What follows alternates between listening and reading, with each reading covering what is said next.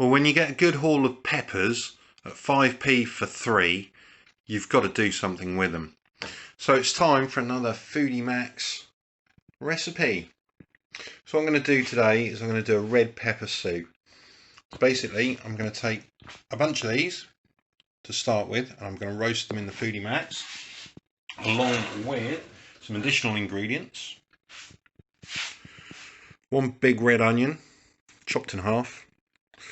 3 mild, it says, I think they're jalapeno chili peppers, halved with the seeds and the pith taken out, and a garlic bulb, whole bulb there, because I like garlic and I need garlic right now. So what's going to happen to start with is I'm going to roast 7 or 8 peppers in there, pop those in as well. The chilies and the garlic are going to go inside one of the peppers once I've taken the stalks out, obviously. The onions can go just in naturally. The reason for doing that is to avoid burning the garlic and the chilies, obviously. So without further ado, I'm going to crack on.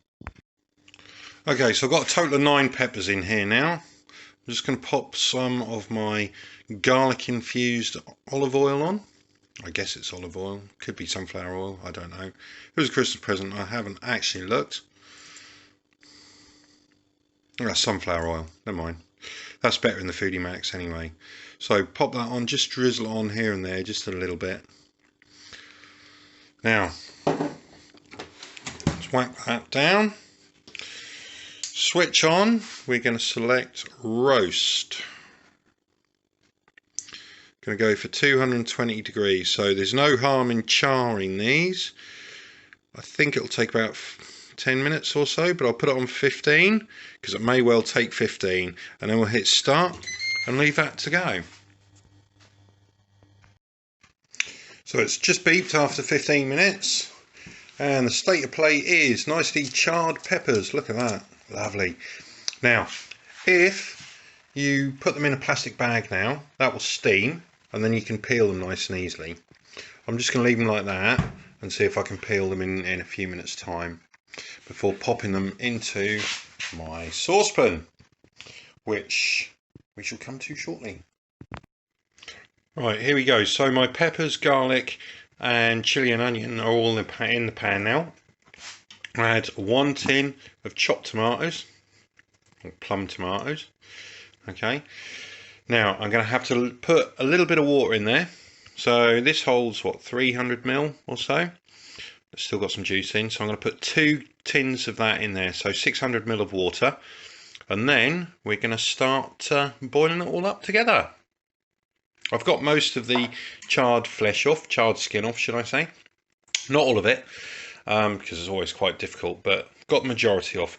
Now it's not really a problem to leave it on, it just looks unsightly, so you know, better to take it off if you can. Nothing wrong with having it off now and again. Now I'm guessing that if you've got a Foodi Max, you've also got a stick blender. This is something that you need to do with your soup.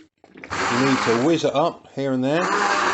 Get those chilies and tomatoes and peppers and garlic, cloves and the onions all mushed up, minced up, whizzed up, and soup-like. You want to go as smooth as you can ultimately. I've only just started boiling this, so it's got a way to go as yet. You do need to be careful though, because the peppers will burn, will stick and will mess up the bottom of your pan and give you a bitter taste. So you want to make sure you continually stir this soup, or that you leave it on low to simmer. Okay, you could put it in a pressure cooker. You could put it in a slow cooker. Okay, that would be quite good. Quite a good way to do it if you've got time. Unfortunately, mine is currently full of peppers that I've cooked down to make my red pepper relish, although I've made it with red, orange and yellow this time. But anyway, so the pepper soup's starting to look like a nice mushy consistency. And there we have it, a beautiful red pepper soup, which has been mostly made in the Foodi Max and just finished off in a pan. So Let's have a taste. Oh, that's good. Yeah, it is very good. So what I would suggest is, obviously, once you've liquidized it, test the salt and pepper. You may decide that the flavour isn't strong enough or rich enough, in which case you can add a little bit of sugar or a little bit of, say, red wine vinegar. But I haven't put either in those. Really good. So you've got to make sure you bring it to the boil. Boil it for a little while and then simmer for ages. But what you end up with is a really good Ninja Foodi Max inspired soup, which you can, of course, pop your croutons into. Speaking of croutons, here's some I prepared earlier.